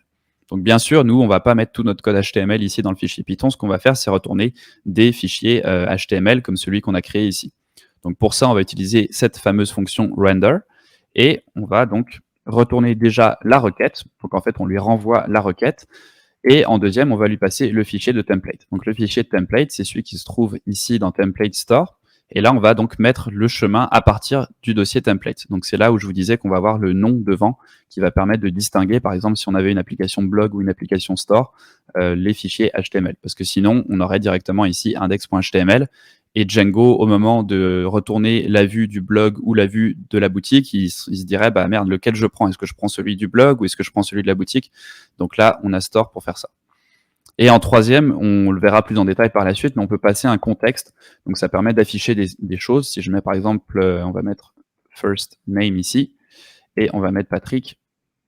Donc ça, en fait, c'est un dictionnaire qui nous permet d'envoyer des informations à la vue. Donc ici, plutôt que de dire la boutique de Docstring, je pourrais dire la boutique de, et mettre first name ici, avec des doubles accolades. Donc ça permet d'insérer des variables qui sont passées en contexte. Donc là, je passe une valeur à first name et ensuite j'affiche first name dans ma vue. Et là, vous commencez à avoir toute la puissance du truc puisque j'actualise et j'ai bien la boutique de Patrick. Et plus tard, on verra aussi que vous pouvez récupérer ce qui est passé dans l'URL et l'afficher. Donc, je vais vous le montrer tout de suite, comme ça ce sera fait et on y reviendra dans un cas plus précis. Là, on pourrait dire string first name. OK. Et dans ma vue, je vais récupérer cet élément ici dans first name. Et là, plutôt que de passer Patrick, je vais mettre first name. Je sens qu'il y a une question qui arrive là. Ouais. Pourquoi on doit mettre request en premier argument? Une question de Gaëtan Roux. Alors ça, c'est parce qu'en fait, le Django en fait, va t'envoyer, quand un utilisateur va accéder à une page, Django va envoyer la requête de l'utilisateur à la vue. Et en fait, c'est très pratique ça parce que tu vas pouvoir récupérer plein d'informations. Tu vas pouvoir récupérer l'utilisateur. Est-ce qu'il est connecté? Est-ce qu'il n'est pas connecté? S'il est connecté, quel utilisateur c'est? Tu vas pouvoir récupérer le type de requête que c'est aussi, puisqu'il y a les requêtes post, get, put, tout ça. Donc en fait, tu vas pouvoir, avec cet objet, avoir plein d'informations. Et si tu le mets pas, en fait, tu auras une erreur parce en fait, Django va t'envoyer la requête et tu n'auras rien dans ta fonction pour récupérer cette requête. Donc il faut le mettre au début. Comme je te disais, tu peux l'appeler n'importe comment. Je n'ai jamais essayé en fait si Django râlait ou pas. Je pense que non, puisque c'est juste un nom de paramètre. Mais il me semble que tu devrais pouvoir l'appeler n'importe comment. Peut-être que Django, peut-être qu'ils ont mis des limitations pour ça, mais normalement c'est juste une convention. Donc voilà, j'espère que ça répond à la question. Donc je reviens sur mon URL. Là, vous voyez qu'on a une syntaxe un petit peu bizarre. On a des crochets ici qui permettent d'indiquer qu'on va avoir en fait un emplacement dans l'URL qui va être envoyé à la vue. Et on peut spécifier le type de données. Donc là, on dit que ça va être une chaîne de caractères. On met le nom ici, first name, et on le récupère ici dans ma vue. Et ça, en fait, je vais le repasser à ma fonction render. Donc ce que ça va permettre de faire, c'est par exemple ici, si je mets, normalement, donc on va pas juste mettre ça, normalement on mettrait par exemple, c'est ce qu'on va faire plus tard, on va faire product / et on va mettre le nom du produit. Donc ça veut dire que si je me rends sur /product / et là si je mets Patrick, j'actualise, alors là il l'a pas trouvé, product, qu'est-ce qu'il me dit, first name, hop, index, voilà, j'avais oublié le / à la fin. Donc la boutique de Patrick, parce que j'ai mis Patrick dans l'URL. Si je mets Bob, on va avoir la boutique de Bob. Si je mets Tib, on va avoir la boutique de Tib. Donc vous voyez que là, on envoie quelque chose dans l'URL qui est passé à la vue et qu'on réaffiche sur la page. Donc c'est vraiment très simple et très puissant. Et c'est ce qu'on va utiliser dans la suite pour afficher les produits. Donc là, je vais revenir à une URL simple. Je vais enlever mon paramètre et pour l'instant, je vais juste retourner la vue d'index. Et on verra ça plus en détail dans la partie sur les produits, si on a le temps d'y arriver. Donc, Là, ce qu'on va faire, c'est maintenant afficher tous les produits sur la page d'accueil, puisque pour l'instant, si je reviens sur ma page, donc on va revenir à l'URL de base. Et là, vous voyez, quand on arrive sur une URL, en fait, là, il va nous dire, vous voyez, à partir du fichier shops.url, il a essayé ses patterns, donc il a essayé dans l'ordre, il a regardé est-ce que j'avais une chaîne de caractères vide avec le nom index, non.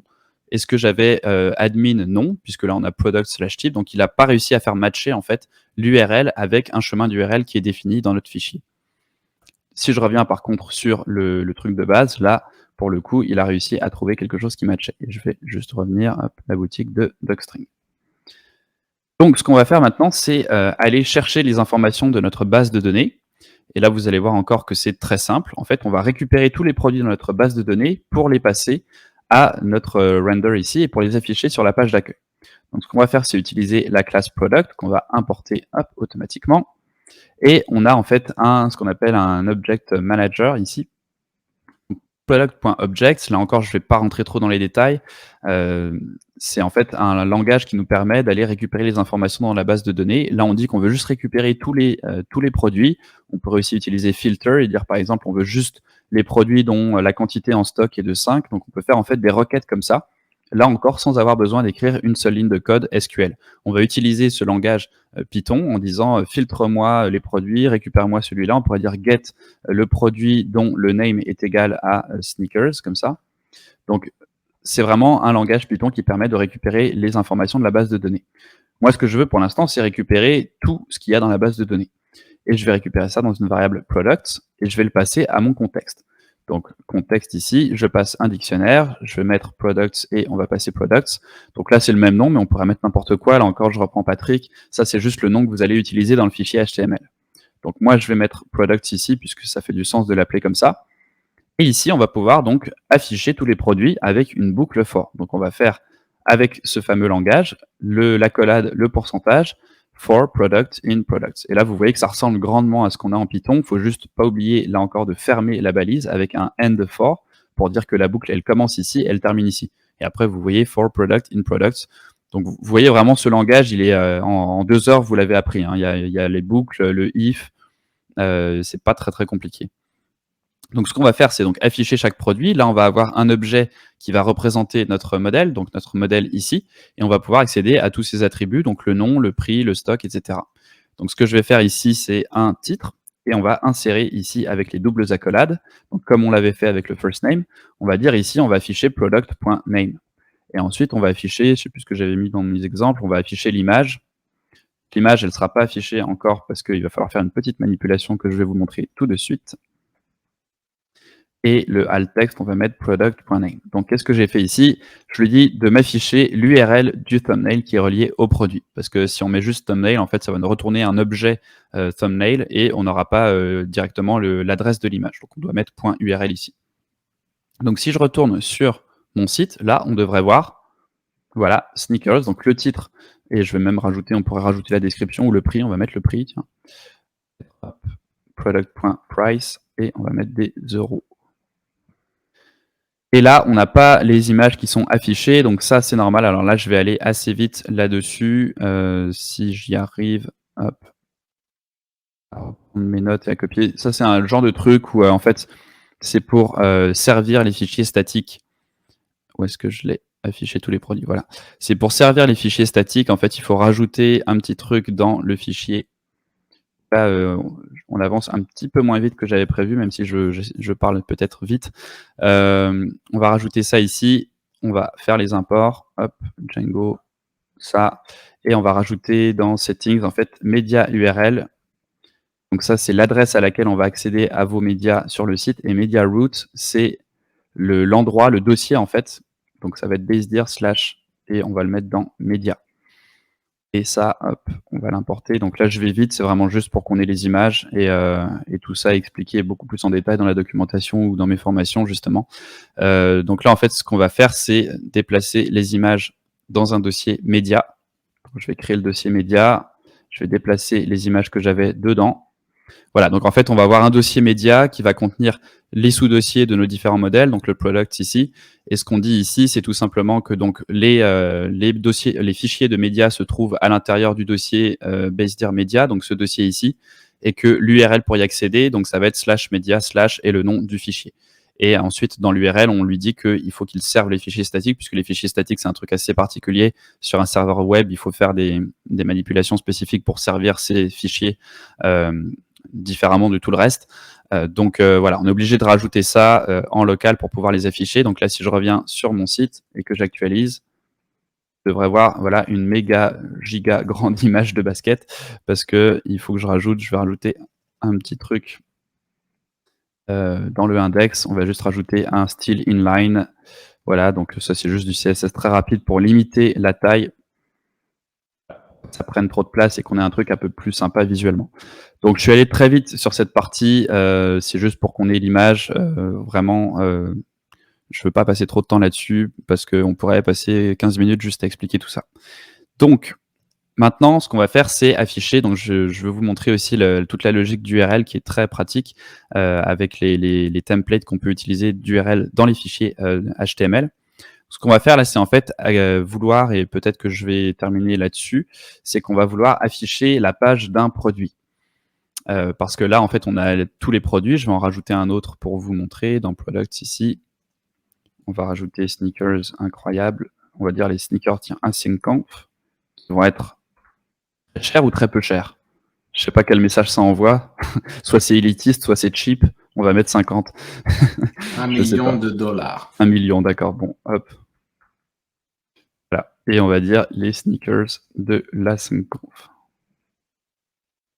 Et je vais aller choisir, on va lui mettre, tiens, celles-là, elles sont pas mal, hop, enregistrées. Donc là, vous voyez, j'ajoute des trucs dans mon côté du back-end, et quand j'actualise, j'ai bien les sneakers à $1 million qui s'affichent avec l'image, le nom, etc. Donc moi, ce que je vais vouloir faire ici, c'est maintenant afficher une page de détail pour ces produits. Donc je veux un bouton, en fait, tout simplement, qui me permet de cliquer dessus et de m'amener sur une autre page avec un peu plus de détails, donc la description du produit et un bouton également pour l'ajouter dans le panier. Donc ça, là, vous allez voir qu'on va commencer à repartir dans cette boucle, comme je vous disais, la boucle qui permet de créer une URL, de créer une vue et de renvoyer un fichier de template. Avant ça, je vais rajouter un petit truc dans mon template, puisque là, en fait, pour les URL, on va souvent utiliser un truc qui s'appelle le slug. Donc, je vais rajouter un slug field ici. Je vais mettre une maxlang de 128 aussi. Un slug, c'est par exemple si vous avez justement l'incroyable async-conf comme ça. Donc ça, c'est pas un truc qui passe très bien dans une URL. Donc un slug, là, dans ce cas-ci, ce serait par exemple l'incroyable async-conf comme ceci. Donc il va enlever les espaces, il va enlever tous les trucs un peu problématiques pour des URL. Et donc ça va être pratique. Nous, on va créer un slug qui va être utilisé dans l'URL pour récupérer le produit. Donc ça, vous voyez, là, j'ai commencé à modifier mon produit. Donc il va falloir repasser par la boucle. Donc je vais arrêter mon serveur ici. Et on va refaire la boucle de make migrations, donc python manage.py make migrations. Je valide, et là, alors là, il y a un petit truc, oui, parce qu'en fait, on essaye d'ajouter, on a déjà des trucs dans la base de données, ici, et là, il va devoir rajouter une colonne, et on a déjà les sneakers et les deux paires de baskets ici dans notre base de données. Donc là, en fait, il faut qu'on lui dise par défaut qu'est-ce qu'on va mettre dans ce slug. Donc là, j'ai deux options. Soit je quitte et je mets une option par défaut dans le slug field, mais moi, j'ai pas envie de rajouter une option par défaut. Ici, je veux que ce soit obligatoire de le mettre et que, donc, si on n'en met pas, on ait un avertissement pour nous dire il faut que tu mettes un slug. Donc, je veux pas mettre de valeur par défaut, mais je vais choisir la première option, one of default. Donc, je vais lui dire, en fait, 1, et là, je vais lui dire que je veux mettre une chaîne de caractères vide. Donc, il m'ouvre un interpréteur Python, il me demande d'entrer une valeur par défaut, et donc, je vais dire par défaut, tu mets une chaîne de caractères vide dans tous les modèles qui existent.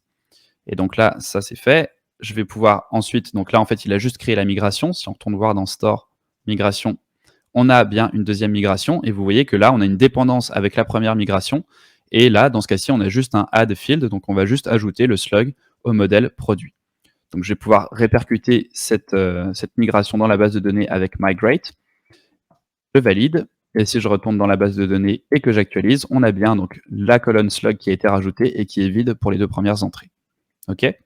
Donc tout fonctionne, on a pu modifier notre modèle, et maintenant on a donc un slug qu'on va pouvoir utiliser dans l'URL pour aller récupérer la page de détail d'un produit.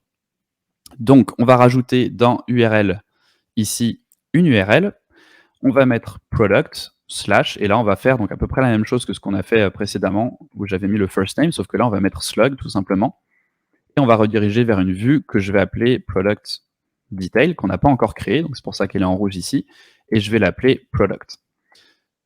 Donc là, on va devoir créer cette vue dans le fichier Views. Donc je reviens dans Views, le Views de l'application Store. On fait une fonction Product Detail, on met le request.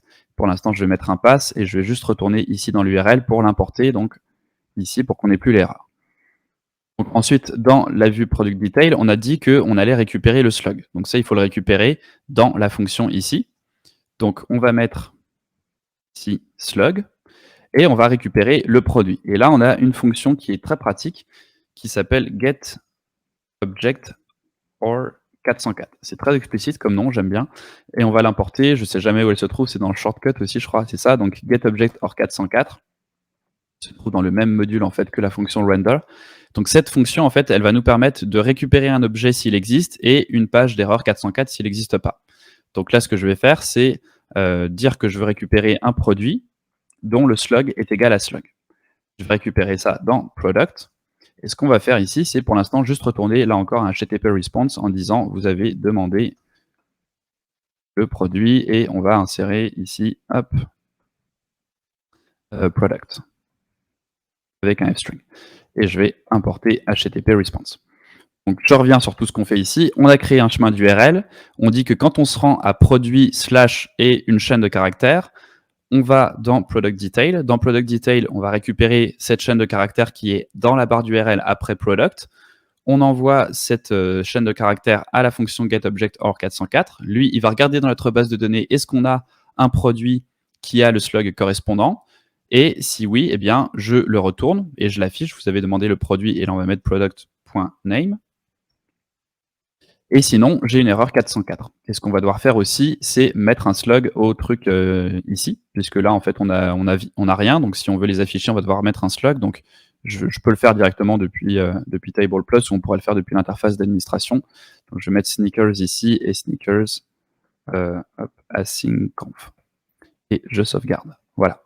Donc, si on revient sur notre site, ça veut dire que là, maintenant, on peut faire slash product, je crois que j'ai fermé mon... Non, ok. On peut faire slash products slash sneakers, je valide, et ça ne marche pas, parce que j'ai dû avoir une erreur. Ah oui, parce que j'ai arrêté mon serveur, tout simplement.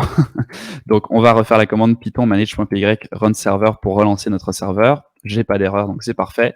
Je reviens ici, j'actualise, et là, on a bien, vous avez demandé le produit sneakers, puisque sneakers, il existe. Pareil avec async.conf, il existe, donc il nous le retourne. Si par contre, on met les sneakers de Patrick, elle n'existe pas, et là, on a bien une page 404 not found. OK? Donc vous voyez que là, on a, c'est vraiment pas compliqué, c'est ça que j'adore, comme je vous dis. Après, c'est vraiment de la logique Python et de rajouter tout ce qu'il faut et de faire la logique en fait d'un site web, de savoir tout ce qu'il faut faire, mais vraiment tout ce chemin d'URL, je trouve que vraiment avec 3 lignes de code, on est dans du Python, c'est des fonctions, c'est très simple, et moi je trouve ça très bien foutu. Donc là, ce qu'on va faire, c'est, je ne sais pas s'il y a des questions sur tout ça. Sinon, je vais continuer avec le template, puisque là, on a... J'entends pas de bruit, donc je pense qu'il n'y a pas de questions. J'ai peut-être perdu tout le monde, là, je ne sais pas, je suis allé un petit peu vite. Donc ce qu'on va faire ici, c'est, je vais tout simplement dupliquer, donc CTRL-C, CTRL-V, et je vais créer un fichier que je vais appeler detail.html. Et dans ce fichier detail.html, là, on ne va pas faire une boucle, on ne va pas mettre le titre, on va juste afficher un produit. Hop, donc je garde tout ça ici, je vais rajouter la description aussi, on va mettre un P avec product.description, comme ça. Et donc cette page de détail, on va devoir la retourner. Donc dans la vue ici, plutôt que de retourner un HTTP response, on va retourner avec render notre vue. Donc je vais mettre ici store/detail.html et dans le contexte, on va passer product. Donc là, c'est bien important qu'elle s'appelle product parce que dans mon fichier de détail, j'ai gardé ce nom produit ici product. Donc on va retourner product et on va lui passer product. Donc si le produit existe, on n'aura pas d'erreur 404, on le passe au contexte et on affiche toutes les informations nécessaires ici. Donc je reviens sur mon site et normalement ça devrait marcher. Si je remets sneakers, simplement, là on a bien la page sneakers 60 € avec la description et l'image. Et voilà, et c'est tout. Et on n'a plus le titre. Alors le titre, du coup, vous voyez, je l'avais mis dans le index, mais justement, je ne veux pas le répéter sur toutes les pages, et je veux qu'il soit quand même sur toutes les pages, donc je vais le mettre dans la base. On va le mettre ici, au début du bloc. Ça, voilà, il apparaît maintenant sur toutes les pages, donc que ce soit cette page ici ou la page d'index, on aura bien la boutique de Docstring. Donc là, vous voyez qu'on commence à avoir plusieurs pages avec différents chemins d'URL. On a la page d'index avec les différents produits et ensuite on peut accéder aux vues de détail de chaque produit. Maintenant, le problème, c'est que on n'a pas d'autre moyen d'accéder à ces pages de détail autrement qu'en rentrant l'adresse dans l'URL. Donc, c'est pas très pratique. Donc, ce qu'on va faire, c'est rajouter un bouton qui va permettre d'accéder à ces pages et de revenir également à la page d'accueil. Donc, ce que je vais faire, c'est je vais déjà créer un lien qui va me permettre de revenir à la page d'accueil. Donc, par exemple, si je suis sur une page produit, ça va me permettre de vous montrer la puissance aussi du template d'URL. Donc, si je vais dans base ici, on va encapsuler tout ça d'un lien href, comme ça. Et ce lien ici, dans le href, qu'est-ce qu'on va mettre? On va mettre une autre balise qui est la balise URL, comme ça. Et c'est là qu'on va utiliser le nom de l'URL. Si vous vous souvenez bien, au début, dans le path ici, j'avais mis un nom, donc pour la vue d'index. Et donc ça, c'est très puissant parce qu'en fait, ce que ça va permettre de faire, c'est... Alors, je vais faire un petit peu de ménage. Voilà. Ici, on va pouvoir indiquer le nom de l'URL. Donc là, je mets index. Et lui, ce qu'il va faire, Django, c'est qu'il va regarder dans mon fichier d'URL est-ce que j'ai une URL qui s'appelle index. Et donc, pourquoi c'est très pratique? Parce que si jamais vous changez quelque chose, imaginez que là, par la suite, vous dites que bon, l'URL, je veux plus que ce soit product, mais produit. Et ben, si dans vos fichiers de template, vous utilisez le nom de l'URL, eh bien, ça va quand même fonctionner. Vous n'allez pas vous baser, vous n'allez pas hardcoder le truc, en fait. Vous allez juste utiliser le nom de l'URL et après, vous pouvez changer l'URL en tant que tel et ça posera aucun problème. Donc là, je mets index ici et comme ça, il va pouvoir me rediriger vers la page d'index. Donc là, vous voyez que j'ai bien un lien et si je clique, on arrive bien sur la page d'index. Et on va faire donc cette même manipulation pour les produits. Donc ça va être sur la page d'index ici. Dans ma boucle, je vais rajouter après ici un lien. Donc on va mettre un lien, on va dire voir l'article. Pas de questions? J'ai il reste 20 minutes, hein, c'est ça, Graven? Tout à fait. C'est cool, mais moi j'aime les API. Peut-on faire des API avec ou bien il faut voir du côté de Fast API? Oui, alors en fait, avec Django, tu as Django REST Framework, DRF, qui te permet de faire des API avec Django. Donc ça te permet, après là c'est à toi de voir, soit il y a des gens qui partent directement avec Django REST Framework, donc qui vont directement faire une API avec Django. Il y a des gens qui vont faire, moi c'est un peu mon cas, j'ai commencé sans faire d'API sur Docstring, et il y a certaines parties de mon site pour lesquelles j'ai une API. Donc tu peux faire un peu des deux. Et moi, comme j'ai les deux, c'est parfait d'utiliser Django et Django REST Framework puisque je reste dans ce même univers de Django. Et après, si toi, vraiment, tu veux faire juste une API, effectivement, tu as plusieurs choix. Donc, tu as Django REST Framework, tu as Flask qui est bien pour ça aussi, et tu as Fast API qui est le petit nouveau. Je vais faire des tutos là-dessus parce qu'on me demande très souvent et c'est excellent cette librairie. Donc Fast API qui permet de très rapidement, avec les annotations de type notamment, de créer des API en un claquement de doigts presque, avec une documentation et tout ça, c'est vraiment super bien fait. Donc c'est un peu les trois choix principaux, Flask, Fast API et Django DRF. Autre question. Ouais. Est-ce qu'on peut avoir un parallèle entre le MVT et MVC? Bonne question. Je dirais pas one-to-one, pas précisément. En fait, c'est oui et non, c'est juste que c'est pas le C n'est pas équivalent au T, si tu veux. Pour faire court, si je me souviens bien, c'est qu'en fait dans Django, la vue agit un petit peu comme le contrôleur et le template est un petit peu l'équivalent de la vue dans le modèle MVC. Si je dis pas de bêtises, il faudrait que je revoie ça à tête reposée, mais il me semble que c'est ça dans la logique des choses, c'est que le contrôleur, en fait, c'est ça, c'est un peu notre vue en Django et le template, c'est la vue. Donc après, c'est un peu la même logique quand même de séparer. D'un côté, tu as ton modèle, de l'autre côté, tu as ce qui est affiché à l'utilisateur, et entre les deux, tu as le lien qui va récupérer les modèles et qui va les processer et les redonner à l'utilisateur. Donc c'est quand même la même logique si tu veux, c'est juste que c'est pas une correspondance une à une.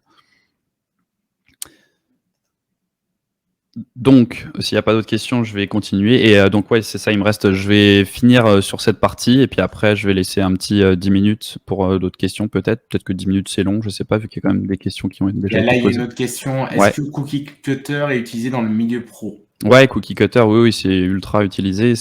Cookie Cutter, ça permet en fait, ça fait il y a plein de templates de base, si vous voulez. Donc un peu tout ce qu'on a fait au début là tous les trucs qui sont un peu rébarbatifs à chaque fois quand vous créez une application, Cookie Cutter, il y a plein de templates différents comme ça qui vous permet, selon les besoins que vous avez, de partir d'un template qui est déjà un peu plus fourni. Donc ça permet d'éviter d'avoir à faire pas mal de trucs de setup. Donc ouais, c'est très très utilisé. Enfin, après, ça dépend des compagnies. Il y a des compagnies qui préfèrent passer 3 jours à faire ça from scratch et puis qui n'aiment pas les trucs un peu tout faits. Il y en a qui adorent ça. Donc ça dépend après des gens, mais c'est quand même, je le vois très souvent. Donc, je vais finir là-dessus et puis après on passera à 5 ou 10 minutes de questions. Donc là, c'est juste pour vous montrer, voilà, que je peux également utiliser donc ce tag URL ici pour accéder à ma vue de produit. Donc là, comment je vais faire? Je vais renseigner le nom, là encore, je vais dire que je veux accéder à cette vue product, et ensuite il va falloir que je lui passe le slug. Donc dans ma vue index ici, je vais dire que je veux accéder à la vue product, et je vais lui envoyer product.slug. Et là, attention, une erreur que je vois très souvent, des gens qui mettent les doubles accolades ici, là on n'en a pas besoin parce qu'on est à l'intérieur déjà d'un template, donc on n'a pas besoin de remettre les doubles accolades. On peut aussi spécifier slug égal, c'est un peu comme avec Python, si vous le mettez, c'est explicite, si vous le mettez pas, il va y aller dans l'ordre, donc il va envoyer le premier truc qu'on met au premier élément dans l'URL. Dans ce cas-ci, on n'a qu'un truc dans l'URL, donc je peux le mettre comme ça directement. Donc là, en fait, ce qu'il va faire, c'est qu'il va resolve, en anglais, il va résoudre le chemin d'URL, il va dire, ok, je vais regarder dans le product, j'ai bien quelque chose ici qui demande un slug, donc il va récupérer en fait cette URL. Et ça, c'est la première façon de faire. Donc, je vais vous montrer déjà ce que ça donne. J'actualise. J'ai bien un bouton voir l'article. Et si je clique dessus, je suis bien amené vers l'article en question. Et si j'essaye avec l'autre, je suis bien amené vers l'autre article. Ce qu'on utilise généralement, c'est pas cette façon de faire pour des objets de détail comme ça. On va aller dans notre modèle. Et c'est là où vous allez voir, ça c'est un truc dont j'ai pas parlé, mais c'est un petit peu déroutant au début. On peut faire les choses à plein d'endroits différents avec Django. C'est-à-dire qu'on peut faire les choses, comme vous l'avez vu ici, directement dans le fichier template. On pourrait faire les choses directement dans la vue. On peut le faire directement dans le modèle.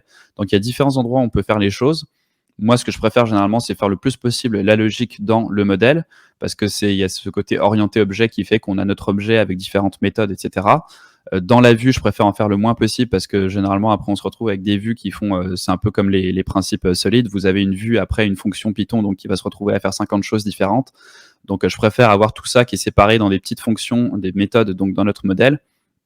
Et après, juste dans la vue, avoir 3-4 trucs qui vont utiliser toutes ces méthodes. Donc là, ce que je vais faire, c'est utiliser une méthode qui a un nom très particulier. Il faut qu'elle s'appelle comme ça, c'est getAbsoluteURL. L'intérêt de cette méthode, c'est qu'elle va être utilisée dans l'interface d'administration. Si pour l'instant je remets par exemple, si on met google.fr et que je vais dans l'interface d'administration, je dois l'avoir ouverte ici, voilà, Sneaker AsyncConf, vous voyez qu'on a un bouton qui est apparu ici, qu'on n'avait pas avant. Si j'enlève cette méthode, il va disparaître. Donc en fait, cette méthode, elle est pratique parce qu'elle va nous permettre d'accéder directement à la page depuis l'interface d'administration. Donc là, si je clique dessus, ça va m'amener sur Google parce que j'ai mis Google. Mais ce qu'on va faire en fait ici, c'est utiliser à peu près ce que fait Python ici avec URL, mais avec du code Python. Et c'est ça qui est très bien aussi, c'est qu'on a pas mal de... En fait, tous les tags, tout ce qu'on utilise à l'intérieur ici, on peut le retrouver en Python. Donc là, on va utiliser notamment reverse de Django URLs, qui va me permettre de faire cette résolution justement de chemin d'URL à partir du nom. Donc on va dire qu'on veut récupérer l'URL de product et on va lui passer dans un paramètre quarks un dictionnaire avec les éléments qu'il a besoin pour l'URL. Donc là on va mettre self.slug qui est le slug du produit sur lequel je suis et on le passe à slug, et slug ici, eh bien c'est tout simplement le slug de mon chemin d'URL. Ok ? Donc là, en fait, il va reconstruire tout simplement l'URL à partir du nom de l'URL, product ici, et des informations qu'on lui envoie. Donc si je reviens cette fois-ci sur les AsyncConf, je clique dessus, vous voyez que ça m'emmène bien sur la page produit. Donc c'est très pratique parce que comme ça, quand vous êtes sur l'interface d'administration, vous voulez aller voir que vos changements ont bien été appliqués, vous pouvez y accéder directement depuis l'interface d'administration. Et nous, dans notre code, du coup ici, dans le index, on va pouvoir remplacer tout ça par tout simplement product.getAbsolute URL. Et lui, du coup, il va aller chercher cette méthode, faire cette résolution au niveau de Python et retourner l'adresse. Donc si je reviens ici, ça va fonctionner de la même façon, voir l'article, ça fonctionne. OK? Donc, moi, ça fait le tour de ma partie. Après, j'avais une partie sur la gestion des utilisateurs, mais là, ça va commencer, je peux vous montrer, si vous voulez, vite fait le plan. Le plan, donc après, comme je vous disais, ça, je l'ai enregistré. Vous voyez, ça part au montage, donc ça devrait être disponible prochainement. Julien, si tu nous écoutes, c'est sur tes épaules. Donc après, voilà, j'avais prévu la gestion des utilisateurs. Je peux vous montrer rapidement le code. Comme ça vous fera un petit aperçu. Donc là, on ajoute un utilisateur custom. C'est généralement quelque chose qu'on fait au tout début de l'application. Là, dans mon plan de cours, j'ai préféré en parler après, mais justement, j'explique tout ça parce que là, en fait, on a déjà créé notre base de données, on a déjà des utilisateurs, et ça, c'est un peu problématique quand on a déjà une base de données avec des éléments, de changer de modèle d'utilisateur en cours de route. C'est possible, mais c'est très casse-gueule. Donc, le mieux, en fait, c'est de commencer par ça, de déjà créer. Vous voyez, là, c'est juste un modèle qui hérite de la classe de base, et il n'y a rien dedans. C'est juste comme ça. On a déjà notre modèle, et après, si on veut le modifier, si on veut rajouter des choses, on ne va pas changer la base de données. Donc ça permet de créer un utilisateur. Après, il y a les formulaires d'inscription. Et là, vous allez voir que dans toutes les parties là, que je vais vous montrer rapidement, c'est la même logique. On ajoute un fichier HTML dans lequel on a, dans ce cas-ci, un formulaire. On ajoute une vue sign-up qui va retourner ce fichier HTML. Et on ajoute une URL sign-up qui va retourner cette vue. OK ? Là, après, on rajoute ici un bouton pour s'inscrire avec, là encore, la balise URL. Je vais grossir un petit peu. Seulement si l'utilisateur n'est pas authentifié. Donc on peut, avec isAuthenticated, vérifier si l'utilisateur est authentifié, donc logué ou non. Ensuite, là, ici, on récupère les informations du formulaire. Donc là, on voit ce que je disais tout à l'heure. On peut récupérer dans la vue, savoir en fait si la requête est de type POST ou non. Donc si elle est de type POST, en fait, c'est qu'on est en train d'envoyer les données d'un formulaire. Donc on va pouvoir récupérer ces données. Et là, ça permet de vous montrer aussi rapidement à quel point, comme je vous disais, c'est très facile. Vous voyez, user, create user. On crée un utilisateur. Login, on lui passe la requête et l'utilisateur, ça va connecter l'utilisateur. C'est vraiment super simple. Vous n'avez pas besoin de faire de rentrer des trucs. Je me rappelle, ça a peut-être changé. Moi, la dernière fois que j'avais utilisé un autre langage, c'était PHP. Et je me souviens que ça a probablement changé, hein, puis avec tous les frameworks qui existent maintenant, mais c'est probablement à peu près similaire. Mais je me rappelle qu'il y a 5-6 ans, avec PHP, fallait limite hacher le mot de passe soi-même. Il y avait pas mal de trucs de sécurité à faire. Fallait ensuite utiliser des trucs un petit peu à rallonge pour connecter l'utilisateur. Enfin, il me semblait que c'était assez compliqué. Là, en 2 lignes, on a créé l'utilisateur et on l'a logué. Ensuite, donc là, on affiche l'utilisateur connecté. On fait la vue de logout. Là, pareil, logout. On fait juste logout request et ça logout. Donc ici, je rajoutais la petite partie dans le fichier de base pour afficher le nom de l'utilisateur connecté et lui permettre de se déconnecter ou de s'inscrire. Et ensuite, pareil avec la vue de connexion, donc login, on a le formulaire, on récupère les informations. Si les informations sont bonnes, on le login. Et voilà. Et après, il y a toute la gestion du panier d'utilisateur. Donc, on n'aura pas le temps de faire tout ça parce que c'est assez long. Mais après, en fait, on crée un modèle pour gérer les articles dans votre panier, pour gérer le panier également. On met tout ça dans la base de données, make migrations, migrate. Ensuite, on ajoute un article dans le panier. Là encore, on rajoute un chemin d'URL, on rajoute une URL, on fait la logique. Donc là, vous voyez qu'il y a un petit peu plus de choses. On récupère le produit, on récupère le panier. Si l'article existe déjà, eh bien, on augmente sa quantité. Sinon, on fait juste l'ajouter dans le panier et on sauve le panier. Et ensuite, afficher le panier, etc., etc. Donc voilà. Il reste 5-6 minutes, donc je m'arrête là. Je suis allé un petit peu vite sur cette présentation, mais ça vous donne une idée. Et comme je vous dis, donc tout ça, ça va être disponible d'ici à ce que le montage et tout ça soit terminé. Donc vous pourrez revenir, je le mettrai disponible et je sais pas, vous pouvez me suivre sur les réseaux. Là, je sais pas s'il y a des liens qui peuvent s'afficher quelque part dans le chat mais si vous suivez Docstring sur Twitter, sur YouTube, vous verrez ça passer. Donc voilà, je laisse donc un petit peu de temps pour les questions s'il y en a. Et j'ai plus le YouTube. J'entends Graven qui tape au clavier. Tu m'entends ? Ouais. Tu veux que je t'affiche les questions ? Ouais, si t'en as, ouais. Alors déjà, bravo pour la conférence. T'as beaucoup de petits retours sympas. Merci. Super. Alors. PHP, voilà. C'est quoi le nom de ton site ? Donc Docstring. Docstring.fr, ouais. Docstring.fr. Alors, là, il y a des personnes qui sont arrivées un petit peu en cours de route, donc vous pourrez revoir la rediffusion qui sera disponible d'ici jeudi ou vendredi, ou ce soir sur Twitch en complet. La différence, je crois qu'on a fait un petit peu le tour au niveau des questions. Après, ça reste des débats. C'est quoi le meilleur entre Flask et Django? Ouais. Tu es passé de PHP à Python pour le web? En fait, c'est que, en fait, c'est pas vraiment un passage parce que avant, j'ai fait du PHP avant de faire du Python. Donc, en fait, avant, je faisais au tout début que j'ai commencé. Donc, ça fait peut-être 7 ou 8 ans là maintenant. J'avais commencé à apprendre justement PHP, HTML, CSS, JavaScript, tout ça. Et à l'époque, Django existait déjà, mais c'était pas aussi populaire que PHP et tout ça. Donc à l'époque, j'avais utilisé PHP parce qu'il me semblait que c'était le plus logique. Node.js était encore, je pense, pas mal à ses débuts. Donc voilà, moi j'avais choisi PHP pour ça. Et puis après, j'ai appris Python. Et puis connaissant Python, j'ai testé Django. Et puis clairement, j'avais aucun intérêt à repartir sur du PHP que je maîtrisais moins, alors qu'il y avait tout ce qu'il fallait avec Python et Django. C'est quoi la différence entre une librairie et un framework? Tout ça, j'ai fait une vidéo sur le sujet justement sur ma chaîne entre librairie, package, framework, même bibliothèque qui est le mot français pour parler de librairie. Enfin, tous ces termes-là sont un peu plus ou moins similaires. Parce que librairie justement, c'est le terme qu'on utilise des fois pour parler d'une bibliothèque, une library. Un framework, c'est ce qu'on appelle un cadre de travail. Une librairie, généralement, c'est plus petit, c'est juste un petit truc. Après, on pourrait dire que Django est aussi une librairie. Il y a pas vraiment de. C'est dur de donner. Chacun va te donner une définition un peu différente en fonction de déjà, comme je te dis, les traductions et tout. Et puis c'est assez similaire. C'est quoi le meilleur entre Flask et Django? Le meilleur, c'est Django. Il n'y a pas, voilà, c'est lui. Non, ça dépend. Il y a pas mal là encore de comparaisons sur Internet. Il y a rien il y en a pas un meilleur que l'autre. Il y en a un qui est plus adapté à certains cas. Si tu sais dès le départ que tu vas avoir besoin de faire justement de la gestion d'utilisateurs, des interfaces, que tu vas avoir plusieurs gens qui vont travailler sur ton site, comme je l'ai montré avec l'interface d'administration et tout, là, tu as intérêt à partir peut-être sur du Django parce que tu vas réinventer pas mal de trucs avec Flask qui existent déjà dans Django. Si tu fais juste une petite API rapide à mettre sur un Raspberry Pi, ça sert à rien d'utiliser Django et d'avoir... Après, tu peux utiliser Django aussi. Après, ça, c'est plus une question de philosophie. Il y en a qui vont te dire...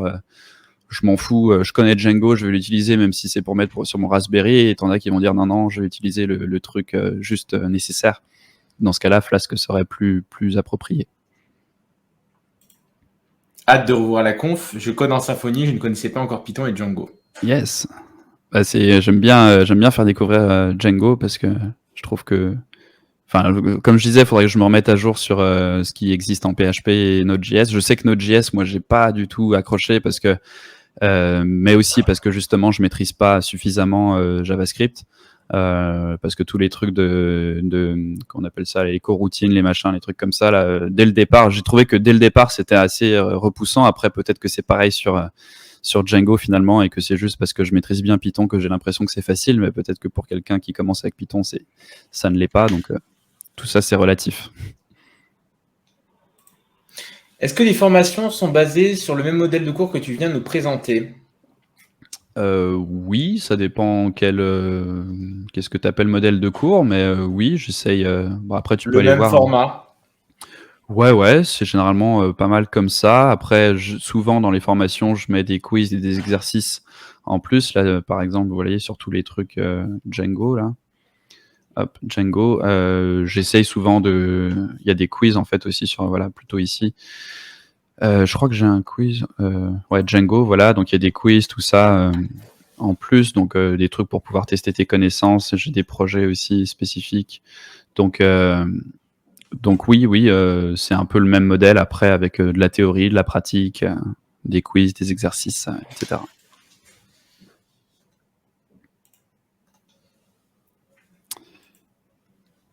Quelle limitation identifies-tu sur Django?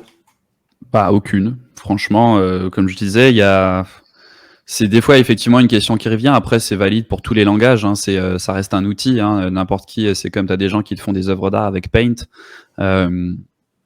c'est ce que je dis. Django est utilisé sur Udemy, Instagram, des trucs comme ça. Donc, il n'y a pas de limite. Après, c'est les limites. Les limites, tu les vois généralement. Je trouve que les gens partent souvent beaucoup trop avec une impression qu'ils vont être limités. C'est comme les bases de données, tu vois. Les gens vont tout de suite vouloir partir sur du truc super compliqué qui a été créé par Facebook pour gérer 1 milliard d'utilisateurs pour leur site où il va y avoir 1000 personnes, quoi. Commencer avec des trucs simples. Il y a... Enfin voilà, moi j'ai pu faire Docstring, Udemy roule avec Django. S'il y a des limitations, vous avez le temps de les voir arriver, quoi.